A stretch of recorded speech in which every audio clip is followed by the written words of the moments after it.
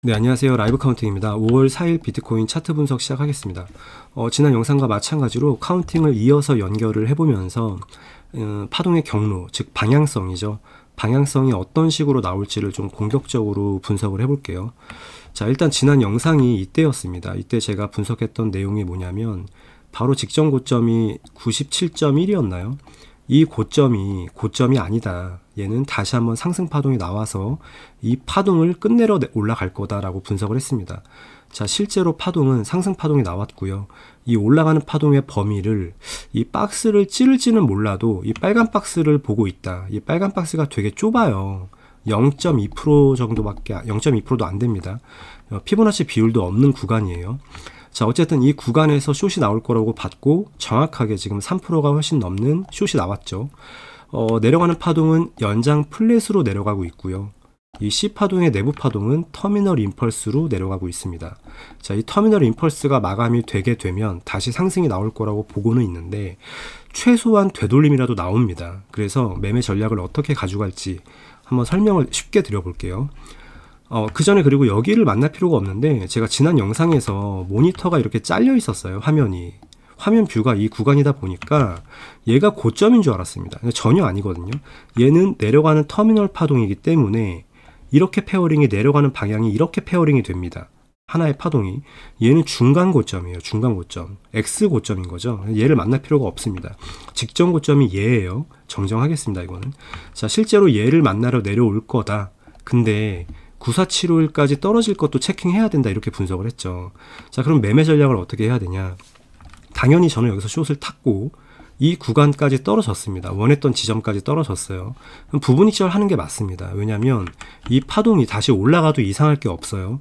얘가 지금부터 올라간다면 우리는 해석을 할 때 A를 만나러 D가 내려왔구나 라고 해석할 수가 있습니다. 하지만 얘가 올라가더라도 이 터미널 파동, 그러니까 여기 고점부터 떨어지는 556존 있죠. 중간 지점이라고 생각하시면 될 것 같아요.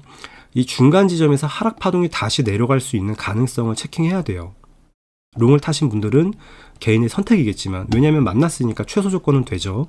자, 그럼 롱을 타셨던 분들은 다시 올라가더라도 중간 지점에서 하락하는 파동이 나올지 체킹해야 되고요.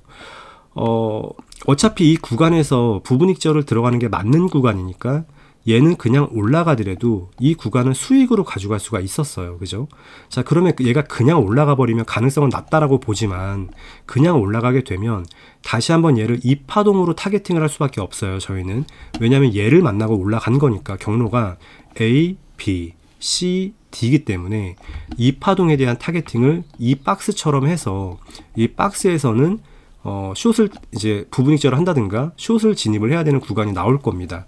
자, 근데 얘가 이 가능성보다 좀 더 높아 보이는 건 얘가 올라갔다 떨어지던 지금부터 떨어지던 94751.8을 하회하게 되면 이때 저는 물량을 거의 다 덜 것 같아요. 얘가 진짜 빅숏이 나오면 더 좋겠지만 왜냐면 845가 거기를 만나러 내려간다는 관점이잖아요. 원래는. 그러니까 더 내려가면 좋겠지만 이 구간 여기 고점이거든요. 이 고점을 만나고 다시 한번 특정 구간에서 상승 모멘텀이 잡히게 되면 얘는 강하게 올라가면서 이 파동을 마감하러 올라가는 거거든요. 얘를 마감하기 위해서. 그러면 얘는 올라가더라도 또 떨어졌다가 얘 만나러 또 내려올 거라고 보는 거예요. 그러니까 사실 근데 이거는 중기적인 거라서 지금은 의미가 없습니다. 지금 가지고 있는 숏은 들고 있기 때문에 나머지 반을 들고 있고 얘가 내려왔을 때 전부 털 거예요. 전부 털 건데 이 내려오는 파동이 저희가 강조하는 거 있죠. 터미널을 많이 만들면서 내려온다면 얘는 꽤 길어집니다. 그러니까 내려오는 파동의 덩어리를 잘 카운팅을 해보고 지난 영상이 얘를 끝내려 올라갈 거라고 했고 한 번 더 올라가면 얘는 끝난다라고 말씀을 드렸잖아요. 그죠? 그러니까 마찬가지로 얘가 내려오게 되면 얘는 어딘가에서 끝이 납니다. 그럼 그 끝이라는 거는 마감 카운팅이거든요. 마감 카운팅. 이 마감 카운팅이 되면 그때 롱을 진입을 할 거고요. 얘가 내려오는 모멘텀이 세 보이면 롱은 안 잡을 예정입니다. 자, 그래서 분석을 해서 다시 추격을 들어간다든가 되돌렸을 때 숏을 들어간다라는 전략이 나올 수가 있습니다. 그러니까 이렇게 좀 복잡하게 생각하실 필요가 없는 게요. 파동의 경로를 예측하는 건 굉장히 부담스럽고 힘든 일이에요. 근데 1시간 봉에서 가령 가령 뭐 이때 분석을 했다라고 할게요. 이렇게 크게 파동을 이렇게 크게 그려가면서 분석하면 이게 맞아 떨어지나요? 실제로는 파동이 이렇게 움직이고 있는데, 그죠?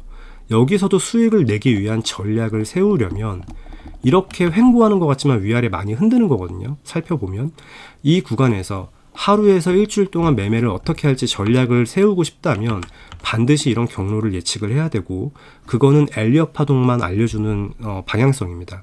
그래서 저는 분석을 이렇게 단기적으로 하는 걸 좋아하는데, 중기적인 뷰에 대해서는 단기적인 파동이 이어서 연결됐을 때 나올 수가 있는 거예요.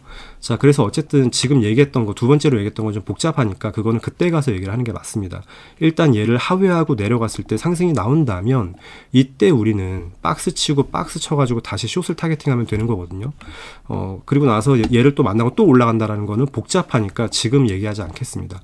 네, 일단은 오늘 영상은 여기서 마무리하고요. 네, 추가적으로 파동 업데이트랑 박스에 대해서는 제가 텔레그램에서 공유를 해드릴 예정입니다. 네, 영상 도움 되셨다면 구독, 좋아요 부탁드릴게요. 시청 감사합니다.